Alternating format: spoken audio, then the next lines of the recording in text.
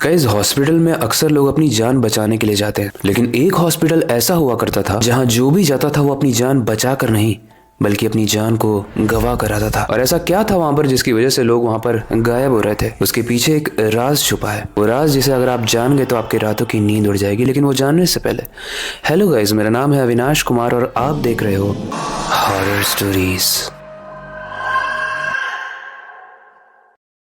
Guys, इस राज का पर्दा उठाने के लिए रवि नाम का व्यक्ति उस हॉस्पिटल में अपने ट्रीटमेंट के बहाने से जाता है। लेकिन जैसे ही वो हॉस्पिटल में एंटर करता है वो अपने ऊपर से कंट्रोल खो देता है। उसे लगता है कि बॉडी तो उसकी है लेकिन आत्मा किसी और की है। वो अंदर गया तो उसने देखा हॉस्पिटल पूरे तरीके से खाली था। उसने आवाज लगाई, कोई है यहाँ पर? मुझे अपना चेकअप करवाना है। तभी उसने देखा एक व्हील चेयर अपने आप, मतलब कोई उसे धक्का नहीं दे रहा था, वो बस अपने आप उसकी तरफ आ रही थी। वो ये देखकर लौटने ही वाला होता है, तभी एक सोनिया नाम की नर्स आती है जो आवाज लगाती है, क्या हुआ आपको सर? रवि उस एनवायरनमेंट की वजह से काफी डरा हुआ था। फिर भी डरते हुए वो पूछता है कि यहाँ पर डॉक्टर कहाँ मिलेंगे, मुझे उनसे मिलना है। सोनिया कहती है आप मेरे साथ आइए, मैं आपको डॉक्टर के कैबिन में ले चलती हूँ। वहां ले जाकर वो कहती है कि आप यहाँ पर बैठो, डॉक्टर थोड़ी ही देर में आते ही होंगे। गाइस, रवि काफी देर तक वहां पर बैठकर डॉक्टर का इंतजार करने लगा। लेकिन काफी देर तक डॉक्टर के ना आने पर वो ये सोचता है कि मैं हॉस्पिटल में देख कर आता हूँ। जैसे ही वो अपनी चेयर से उठता है वहां की लाइट्स बहुत तेजी से फ्लिकर होने लगती हैं। वो जब उस कैबिन से बाहर निकलता है तो नर्स का भी दूर दूर तक कोई पता नहीं था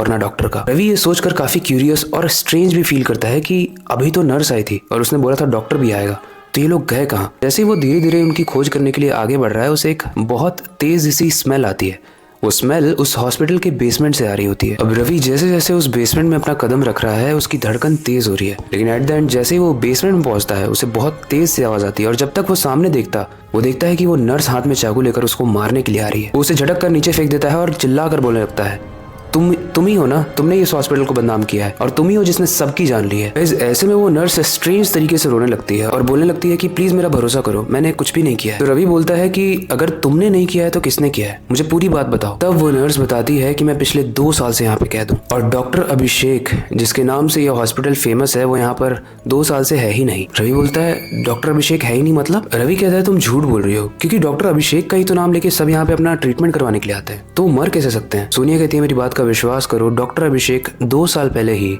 मर चुके हैं। मरने के बाद आज भी वो यहाँ पर भटकते हैं और उनका थॉट प्रोसेस टोटली चेंज हो चुका है। वो ऐसा मानते हैं कि जो भी इंसान हेल्दी नहीं है उसे जीने का हक नहीं है, इसलिए जो भी यहाँ पर ट्रीटमेंट करवाने आता है वो उसे मार देते हैं। दरअसल बात यह है कि जब वो इंसान थे, यानी जब उनकी मृत्यु नहीं हुई थी, तब भी वो यही काम करते थे। दुनिया को तो पता था कि वो लोगों को बचा रहे हैं लेकिन वो बचाते नहीं थे। इस हॉस्पिटल में 2 फेमस डॉक्टर हुआ करते थे, डॉक्टर सुनील और डॉक्टर अभिषेक। और जितने भी सक्सेसफुल ऑपरेशन थे वो डॉक्टर सुनील करते थे, लेकिन जितने भी ऑपरेशन से लोग मरते थे वो सारे ही अभिषेक करते थे। डॉक्टर सुनील के जाने के बाद अभिषेक की इस थॉट प्रोसेस का मुझे पता चल गया था, यानी उस नर्स को पता चल गया था। और जैसे ही उस नर्स को पता चला वो पुलिस स्टेशन जाती है ये सारी चीजों को बताने के लिए। लेकिन रास्ते में उसे डॉक्टर अभिषेक मिलते हैं और उसे कन्विंस करने लगते हैं, उसे थ्रेट देने लगते हैं कि अगर तुमने पुलिस स्टेशन में बताया तो तुम्हारे लिए अच्छा नहीं होगा। थोड़ी ही देर बाद इन दोनों में बहस हाथापाई में बदल जाती है और जब ये नर्स डॉक्टर अभिषेक को धक्का देती है तो उनका सर जाकर एक कार से लड़ता है जिससे डॉक्टर अभिषेक की मौत हो जाती है।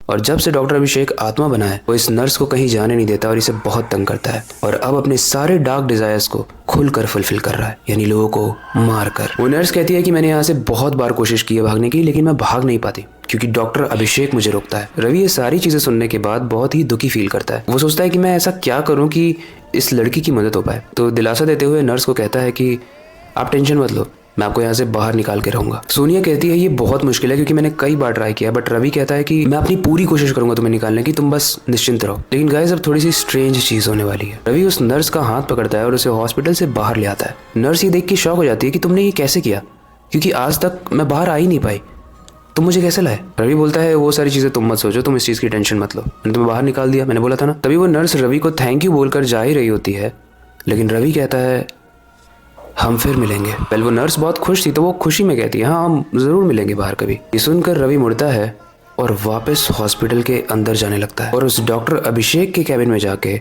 उस डॉक्टर का कोट और हार्टबीट चेक करने वाला स्टेथोस्कोप पहन लेता है और चेयर पर मुस्कुराते हुए बैठकर ये कहता है कि मैं वापस आ गया। वैसे कहानी मैंने पढ़ी थी, लेकिन ये कहानी पढ़ने के बाद हम बहुत सारे अपने इंटरप्रिटेशन लगा सकते हैं कि ऐसा क्या हुआ था। वेल आपको क्या लगता है? मेरे एक इंटरप्रिटेशन के हिसाब से शायद डॉक्टर अभिषेक रवि के अंदर आ गया था और उसने रवि को इसलिए शायद ना मारा हो, शायद क्योंकि रवि अनहेल्दी नहीं था। वो अपना एक्चुअली में ट्रीटमेंट कराने नहीं आया था, बल्कि वो इस चीज़ को जानने आया था कि उस हॉस्पिटल में चल क्या रहा है। क्योंकि डॉक्टर अभिषेक तो उन्हीं लोगों को मारता था जो कि अनहेल्दी होते थे। वेल, इसके बहुत सारे इंटरप्रिटेशन हो सकते हैं। आपको क्या लगता है? आप कमेंट सेक्शन में ज़रूर बताना। इस कहानी से रिलेटेड कोई भी फीडबैक हो आप कमेंट सेक्शन में बता सकते हो। बाकी ये वक्त आ चुका है इस स्टोरी को एंड करने का और नई स्टोरी पर काम करने का। लेकिन जाने से पहले बस एक ही चीज़ करना चाहूँगा, स्टोरीज डिफरेंट होती हैं बट एंड वाला पार्ट नहीं। तो अपनी क्यूरियोसिटी को डाई मत होने देना, नई चीज़ें सीखते रहना अपने बेड के नीचे और खिड़की के बाहर ज़रूर देख लेना।